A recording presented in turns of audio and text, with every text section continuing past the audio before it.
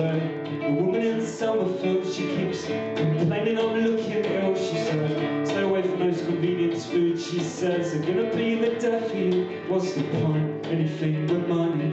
Gonna write a song like Coldplay. We're gonna creep into the top 40. We're gonna tour till we hate each other's guts. And record companies facing mass redundancies, cause the second album fails to be everything. But should I say I'm sorry? Tuesday night she calls me on the phone, and she says this thing ain't good for me. Lady of food will cause obesity. This thing was always doomed to be something that would get inside of me and leave me incomplete, like Esther Ransom without the teeth, or like, I don't know. The new order book with just 2 pictures of Peter Hook, and there's loads of Bernard Sumner, and that's okay, but somehow it feels wrong. It's like a greatest hits, but without a hit song, which in their case would be Blue Monday, I imagine. What's the point? Anything but money. Gonna write a song like Coldplay. We're gonna creep into the top 40. We're gonna tour till we hate each other's guts. And record companies facing mass redundancies, cause the second album fails to be everything. But should I say I'm sorry and disappear for maybe 12, maybe 15 years? Pretend we're dead perhaps.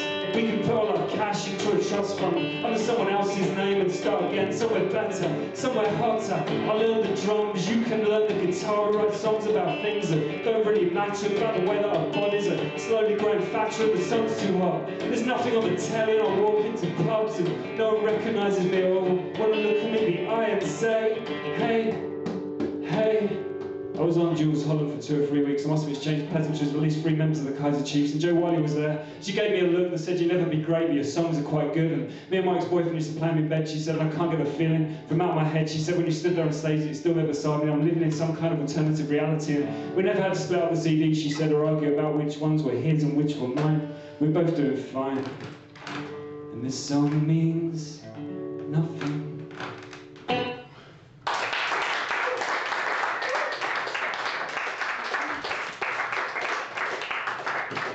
Cheers.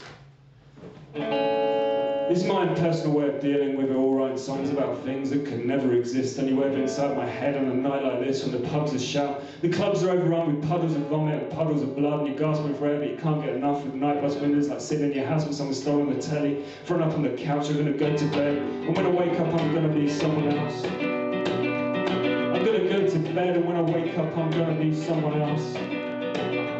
I'm gonna go to bed tonight. When I wake up it's gonna be like being sick, of the worst hangover ever. You know that sense of relief when the sick hits the plan and you finally realise you can function again. It's feel like Albert Einstein's, feel like the total resurrection of Venice, feel like when they tried to reinstate Dirty Den into EastEnders about the pirate masturbation capers. It's gonna go fine. It's like again. Home from school for the first time, realising no one tried to bully you. You realise there's more to life than football, and that's just as well. You get into a fight with both your parents and you honestly don't know what you're gonna do. So you walk around the streets for maybe 6, maybe 7 hours. When you get home you realise you both waited up and they've both forgiven you. Looking back you weren't as ugly as you really thought you could be, and those wasted opportunities just made you who you are. And looking back you weren't as pitiful as all that drunken literature you wrote they were. The words of someone far worse off than you. And looking back you weren't as useless as all that. You once watched the whole of Philadelphia and it didn't make you cry. And looking back you weren't as useless in the sack as you gave yourself credit for. I'm gonna go to bed, and when I wake up I'm gonna be someone else. I'm gonna go to bed, and when I wake up I'm gonna be someone else. I'm gonna go to bed tonight. When I wake up it's gonna be like getting out of a fight in a pub. You know, the sort of fight you're honestly not involved in. You know it's only a matter of time before you're gonna be involved in. It's on your outside when that song that sounds like God speaks you back. Ever kicks in 28 weeks later and you're Robert Carlyle and you're looking at the world and you're starting to smile towards your wife and kids. They might all be dead. You know it's never too late to start a new life. Instead it's like going home from school and for the first time realising no one tried to bully you. You realise there's more to life than football, and that's just as well. and you get into a fight with both your parents, and you honestly don't know what you're gonna do. So you're around the streets for maybe 6, maybe 7 hours. When you get back, you realize they're both weighed up. And they've both forgiven you. Looking back, you weren't as ugly as you really thought you could be. Those wasted opportunities just made you who you are. Looking back, you weren't as pitiful as all that drunken literature you wrote they were. The words of someone far worse off than you. Looking back, you weren't as useless as all that. You once watched the whole of Philadelphia, and it didn't make you cry. Looking back, you weren't as useless in the sack as you gave yourself credit for.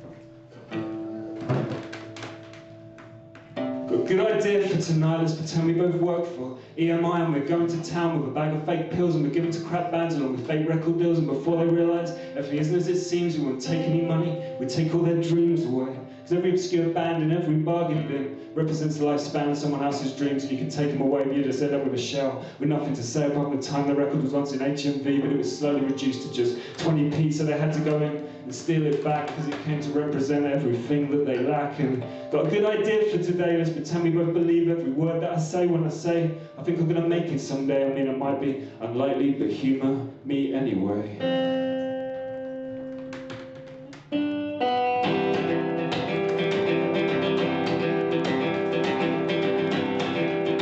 Let's sing a song. All the songs that are never gonna get anywhere, this might be one of them, but do I care? Yeah, probably. Let's all sing along to the blokes singing to themselves in pubs for 15 years, slowly strangling a dream until it disappears completely.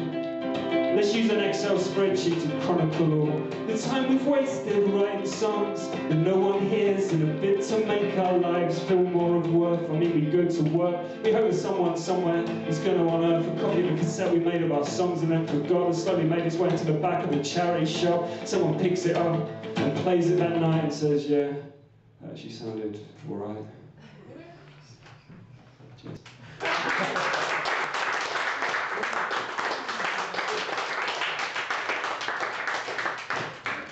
This is my tribute to Kevin Rowland of Dex's Midnight Runners, because I haven't played this for a while. Tonight, I think I'm going to listen to Dex's Midnight Runners and maybe cry myself to sleep thinking, what would I do? If I was Kevin Rowland, it was June 1982, I hear him coming on in. For the first time on the radio, I'd be thinking, oh my God, it's going to be a hit, it's going to be even bigger than Gino ever hosted. From now when I do gigs, people won't know what I mean. When I talk about my love of old soul records that just say shut and play, come on, Eileen. Again, if I just create a monster in the shape of a 4-minute, 10-second song in the future, will I go into 80s nightclubs and hear a room full of idiots singing along to words that are meant to be infected with a sense of genuine feeling, just nested between Club Tropicana and Lionel Richie's dancing on the ceiling? Do I go to bed at night feeling upset, uptight about something you did in 1982? Still holds a knife over you and it haunts you when you feel sad like a bag of bones at the foot of the bed, reminding you you soon be dead and gone. Like I had that dream today, that all my regrets led to get up and walk away. When I woke up, the bag of bones was still sat there by my bed. And there was someone laughing in my head about something stupid I once said in a Chinese restaurant that was totally out of place. I started beads of sweat swaying down my face. When I return to that moment in a click of a finger, I can access some of the bad memories that linger at the back of my skull, because they're easily accessed in a bid to maintain a constant level of stress, so that even when I'm happy, I'm still kind of sad. And in a way, I'm kind of glad, because I could never really be let down again.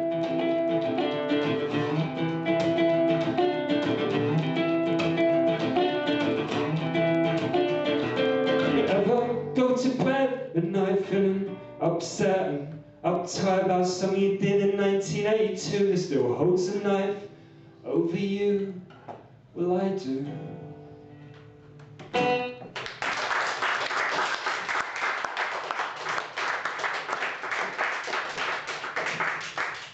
Cheers. I'm now going to play the Croydon Trilogy, which is 3 songs about my hometown of Croydon. Here we go. This is called When Everyone's Dead, and it's about me. Imagining I'm the only person alive, and I'm stuck in the Whitgift Centre in Croydon, and I'm thinking about popular culture in general. When everyone's dead, I'm going to walk around the Whitgift Centre, feeling sorry for myself and all the things I should have said. I wouldn't bother writing songs, cause there'd be no one there to listen. I wouldn't bother reading books, cause there'd be no one there to see me reading all those books. Maybe girls to give me knowing looks to say, you know all about existentialism, you know that life's just a prison, you know that people only really listen to those poets you like, just to try and get a date for the night. Don't get me started on Jack Kerouac. My opinion is just a sexist, talentless twat that got lucky. And he really read it all, because there was this girl in the year above me at school that had a polo neck sweater and thought she was cool, so I wrote white light, white heats and wrapped around shades and sat in the dark reading the beat poets for days. Just ended up with a headache. Thought, oh my god, I'm only 6 months away from becoming a goth. I've got spiked old hair, a permanent cough, and I think I'm going to die alone. And then grunge came along, started to grow my hair, and it was Pearl Jam and Nirvana everywhere. I went to Lemonhead's gigs and pretended I was stoned just so I'd look a bit more like Evan Dando. And girls come up and tried to hold my hand, and I could never really understand, because all that changed was my hair and the band across the front of my t-shirts and my hands being guided down the back of a girl's skirt. Thinking Kurt Cobain, he didn't really live or die in vain, because if life's just a series of predetermined maps, and when you're born it's like you put into a network of scaled tracks and determine the way different people's lives interact, it makes plain to see. My life was permanently frozen until the 1991 Seattle grunge explosion. We got a big hand in bringing to popularity of Night at the beginning. And I started writing songs, because there was someone there to listen. And I started writing songs, because there was someone there to listen to those songs I sang. But now you're gone.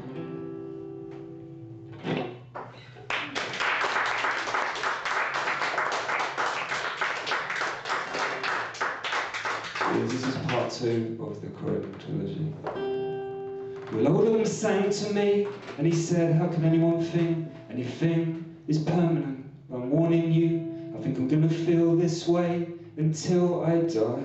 And buildings are coming and rot away, and we're both run out of kind things to say, and I'll be shouting at you, you'll be shouting at me, we'll be shouting together, and that'll make me happy. And when it all goes wrong, we'll be okay. Got our books and our CDs, got a wall of DVDs, and some of them we haven't even seen before. We can kill an hour and a half with Richard Pryor and Brewster's Millions, it'll be alright. When we're living in a Nick Hornby book, maybe the movie adaptation will give me a better look, cause today I don't feel too sexy in any single way. Maybe they get an American to play me, maybe someone like Keanu Reeves that never relocated my life from Croydon to New York City, and the mayor of Croydon ended up pleading with me and saying, sell it here, get Croydon in the news for anything other than Kate Moss, Chavs and Asbos. Kate Moss, Chavs and Asbos. Then it occurred to me the word chav is horrible and overused, but putting in the chorus of a song isn't necessarily a very clever thing to do, so I should use the second verse to underline the fact that the words aren't really mine, but I'm paraphrasing someone. An idiot power, not necessarily the mayor of Croydon, the general idea is that when Bruce Springsteen wrote Born in the USA, the other thing that one day people would say the words are too blindly patriotic. I was completely misinterpreting the sentiment of the lyric, and when I was saying my songs are going to be as big Springsteen, I just think it's important to clarify these things sometimes. When we're living in the Hornby boat, maybe the movie adaptation will give me a better look, cause today I don't feel too sexy in any single way. Maybe they get an American to play me, maybe someone like Keanu Reeves, and they relocate my life from Croydon to New York City, and the mayor of Croydon ended up pleading with me and saying, sell it here, get Croydon in the news for anything other than Kate Moss, Chavs and Asbos. Kate Moss, Chavs and Asbos. Chavs and Asbos.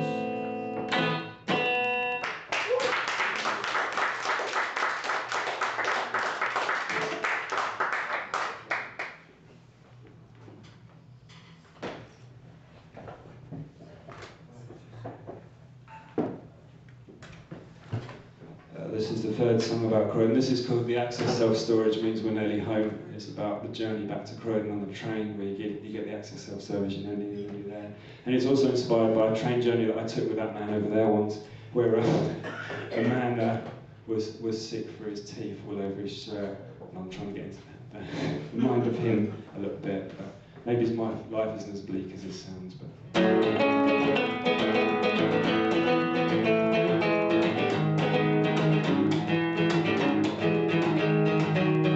Self-storage means we're nearly home, and in a carriage full of people sometimes it makes you feel alone. The sound of drunken laughing could be quite frightening when the drunken laughing is coming out of your mouth and into your shoes. You're blowing bubbles of vomit and booze, and you're painting a picture of yourself as an extra pit to stagger into a scene and just stagger out again. It's hard to pretend your world's full of friends and the world can see you frowning.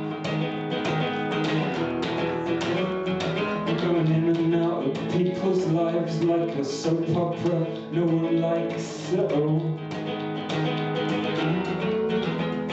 And you stare at your reflection and staring right back at you. It's the ghost of an unwanted episode of El Dorado, tacked onto the very tail end of a video, flickers on screen for 2 seconds and then it's gone.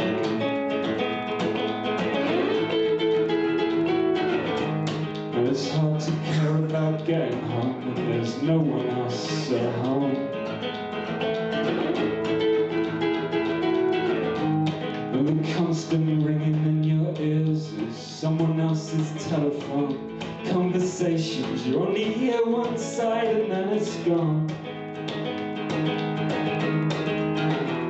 Get your arms around the arms of someone else's arms and move your life along.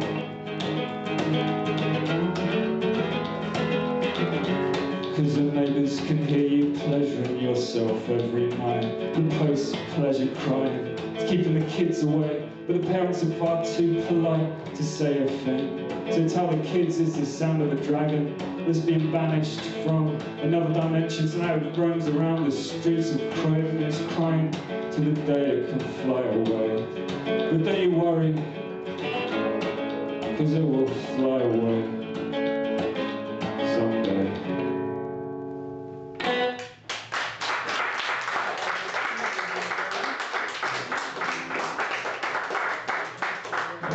This is called This Is a Happy Song, and I wrote it because everyone said all my songs were too depressing, so I tried to write a happy one, but I failed.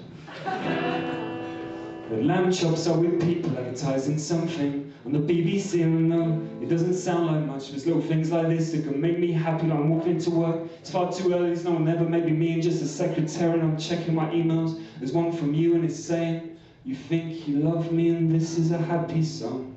Never thought I'd want to write one, but this is a happy song. If you don't like it, probably won't last long, because this is a happy song. If it's the worst one on the album, I don't care. And I thought I knew all the lyrics to Ice Ice Baby by Vanilla Ice, but it turned out I only knew the first 4 lines.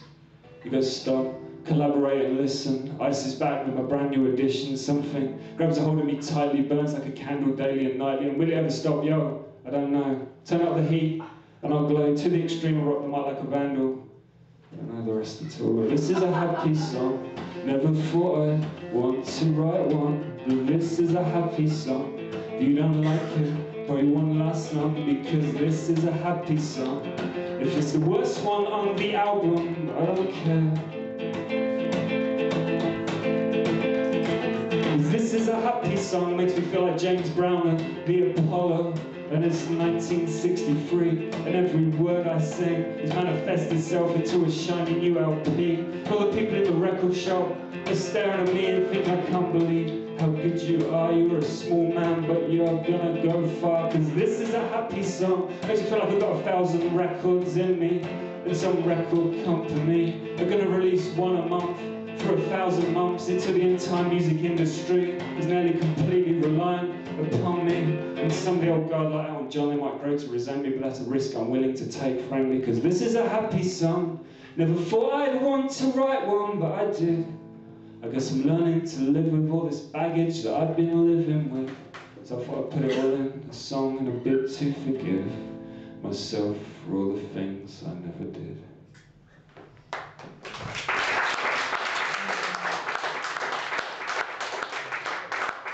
See, I failed, it's still quite sad.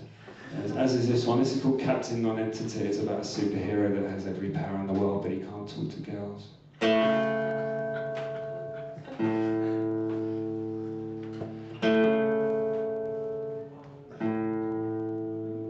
And I turn into Captain Non-Entity, go super at parties and no one remembers me. I can out-torch the human torch, but I've got no talent when it comes to the small toys. 3 AM, I'm stuck in the kitchen, listening to heroes going over the same old stuff again, thinking I'm immune to guns and bombs and radiation, but I'm not immune to all this conversation.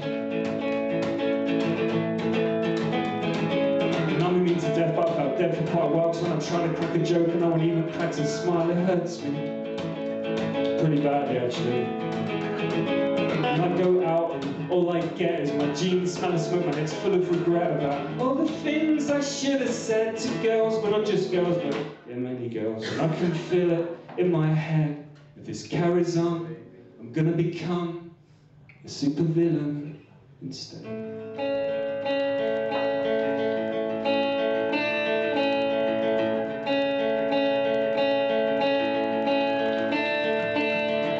Turn into Captain Non-Entity. I'm 30 years old, but I'm still listening to Morrissey. His words still mean far too much to go. I'm sure he's not really like that. In reality, he's probably quite happy, or at least relatively, or at least compared to the likes of me, as he sits home with his wife and kids that he has to keep hidden just so he can maintain the constant illusion that his life's still empty, cold and stressful, because we hate it when our friends become successful. And I can feel it in my head. If this carries on, I'm gonna become a supervillain instead.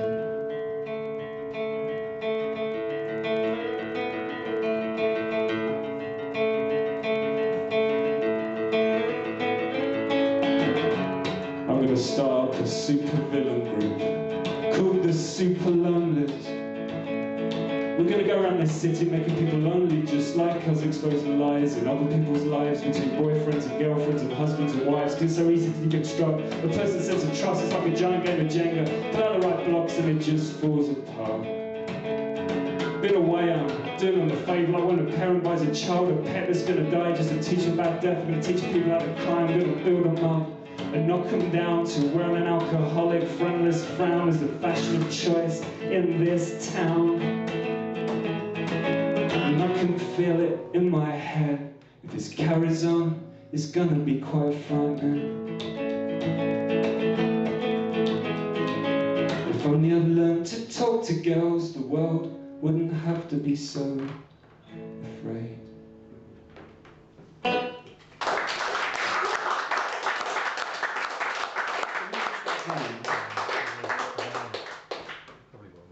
One more. Just one. Angriest dog in the world. I'll do that one then. I'm going to do 2 more then. I'm going to do that one, and I'm going to do Pumpkin. It's called The Angriest Dog.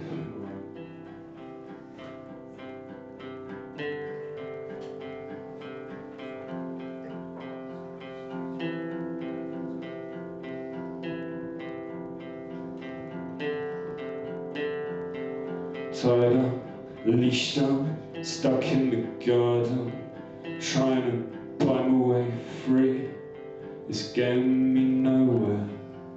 I'm getting angrier by the day. I'm getting angrier by the second. I'm leashed up, stuck in the garden, trying to buy my way free. It's getting me nowhere. I'm getting angrier by the day. I'm getting angrier by the second. I'm leashed. I'm the angriest dog in the world. I've lost the use for barking. I'm the angriest dog in the world. Some things are everlasting. I'm the angriest dog in the world. I'm gonna find my way through this league. Someday, somehow, some way I'm gonna succeed and find my way into the house and chew your face and chew your mouth off.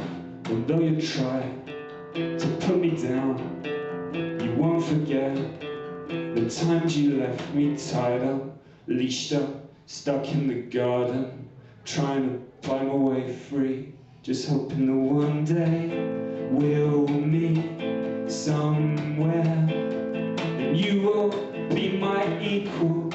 And I ask you what you think of all the things you did to me. And before I go and put something like a pitchfork through your body, gonna lock you in the garden and ignore you for 15 years, make you eat the tin food you gave me until the tears are rolling down your face. But I don't think I could do the things you did to me, to you. And it's fine, 'cause I hate you, but inside I really love you. I'm the angriest dog in the world, but you will always be my master. I'm the angriest dog in the world, but you will always be my master. I'm the angriest dog in the world. I'm gonna find a way through this lead. Someday, somehow, some way I'm gonna succeed and find a way into the house and kiss your face and kiss your mouth. Although you try to put me down, you won't forget the times you let me down.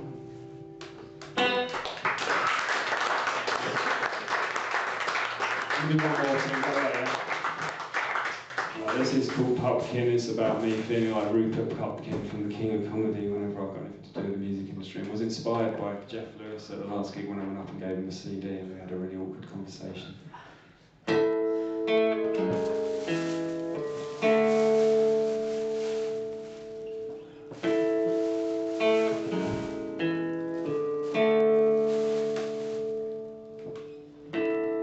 I've been looking through loads of books of old lyrics that I wrote. I've been wondering if I've really developed at all. Used to want to be Billy Corgan, now I can't remember what I saw in those sentimental, overproduced songs he used to sing to me. I was at home and feeling lonely, he was out there making loads of cash. I used to want to be a writer, and now I take a lighter to those stories. I will be changing people's lives. I thought I'd have the Booker Prize, now I realise that they're just lies people tell themselves because they don't want to get a job. And what's the point in singing songs you don't believe in, just because people say they might make you money? Robbie from EastEnders really sexy just because people recognise him from the telly?